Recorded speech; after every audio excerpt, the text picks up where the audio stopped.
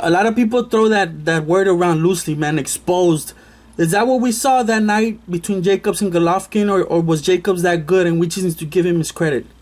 I think we got to give Jacobs his credit, man. He's good. I mean, his chin could be a little bit better, but Jacobs is a solid, strong, big middleweight. I told everybody, man, when you asked me last time at Manny's, remember? Yeah, for sure. That Jacobs was going to be a problem if he could take those shots. Manny said the same thing. Everyone was saying that, and he did it surprise you he was able to do that, take his punches.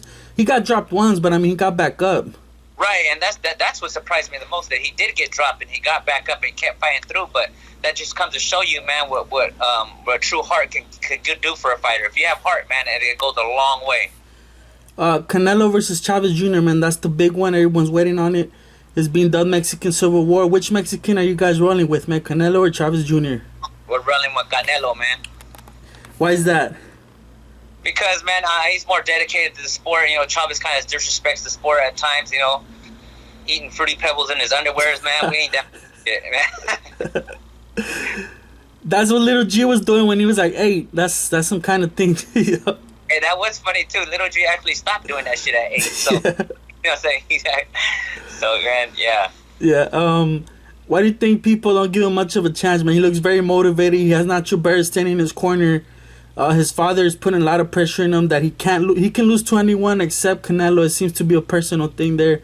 He looks motivated, man. Why aren't people giving him much of a chance still?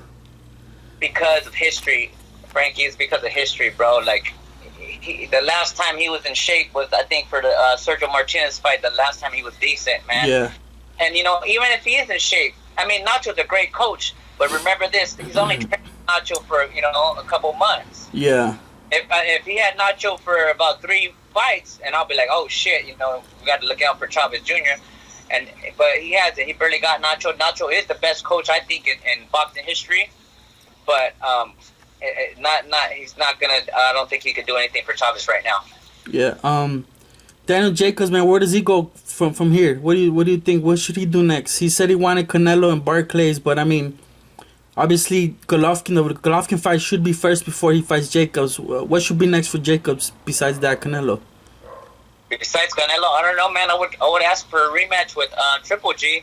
Yeah. You know, obviously Jacobs' stock went up. You know, way up. I think. So I mean, I would ask for the rematch with Triple G. Does he deserve it immediately? Like next? Do you think Golovkin has to give it to him just to be able to wash off whatever questions people have of him from the one that just passed? Absolutely, I think he needs to give Jacobs a rematch for sure. What do you think, Little G?